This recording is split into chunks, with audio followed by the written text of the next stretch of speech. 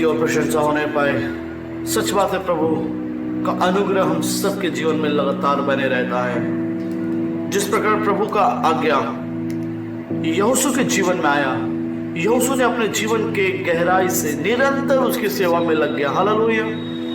नूह के जीवन में उसी प्रकार परमेश्वर का जब आज्ञा आया, नूह भी परमेश्वर की सेवकाई में लग गया। मूसा के जीवन में जैसा वचन आया वो सेवकाई में लग गया। पौलुस के जीवन में जैसा वचन आया वो लग गया। क्या आज वो वचन आपके लिए आया है? क्या परमेश्वर का आज्ञा आपके जीवन में भी आया है? क्या हम उसकी सेवकाई में अपने आप को लगाए हैं? क्या हम उसके वचनों में अपने आप को बढ़ाते हैं? ये हमें जांचने की आवश्यकता है। परमेश्वर का वचन यहोशू की पुस्तक में कहता है, यहोवा का दास जब मूसा की जब मृत्यु हो गई थी तब परमेश्वर यहोशू के पास अपनी आज्ञा को लेकर पहुंचा और उसे कहा कि मैं ये सारे इस्राएलियों को तेरे हाथों में देता हूं, तू इनकी अगुवाई कर और तू इन्हें कनान देश तक लेके जा। फिर यहोशू ने उस कार्यों में लग गया और जाके अपने हर एक इस्राएलियों से कहने लगा कि तुम सब तैयार हो जाओ। 10वां और 11वां वचन में जब हम पढ़ते हैं तो वहां लिखा हुआ है कि तुम सब अपने अपने लिए भोजन तैयार कर लो, क्योंकि 3 दिन के बाद हम कनान देश के लिए यरदन पार करने वाले हैं, कनान देश में जाने के लिए। उसने उस आज्ञा को लेकर लोगों तक पहुंचा। आज भी हमारे भाई बहन, हमारे पास्टर, हमारे डिकेन, हमारे सेवक भाई लोग, हमारे प्रचारक लोग आपके पास, हमारे पास अपने वो परमेश्वर का वचन को लेके आते हैं, परमेश्वर का फरमान को लेके आते हैं। परमेश्वर जो उनके द्वारा हमसे बातें करना चाहता है, उन वायदों को लेके आते हैं, उन आज्ञाओं को लेके आते हैं। क्या हम उन आज्ञाओं को अपने जीवन में ग्रहण करते हैं या नहीं करते हैं? यहोशू ने तो उस बातों को ग्रहण किया। अगर हम 24 अध्याय, यहोशू का 24 अध्याय उसका 15 वचन में पढ़ते हैं तो वहां लिखा हुआ है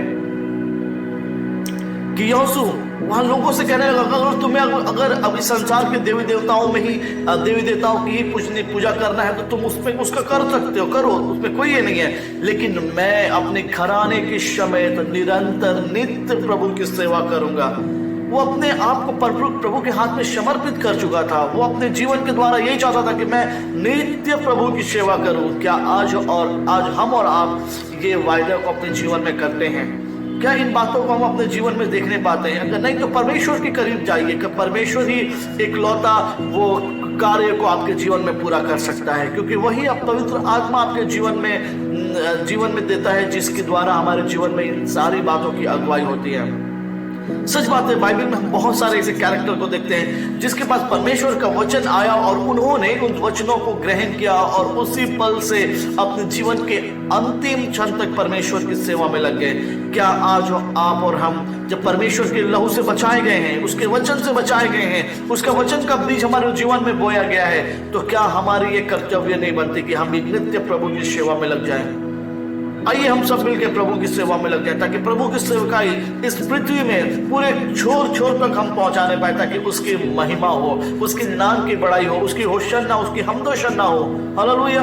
हम सोचते हैं, हम विचार करते हैं, लेकिन हमारे विचार करने से हम उस कनान देश को नहीं पहुंच सकते जब तक हम उसको अपने कार्यों में नहीं लेके आएंगे, जब तक हम उसको अपने जीवन में नहीं लेके आएंगे। सोच विचार करने वाले तो उस इस्राएलियों भी थे, लेकिन क्या वो कनान को पहुंचने पाए?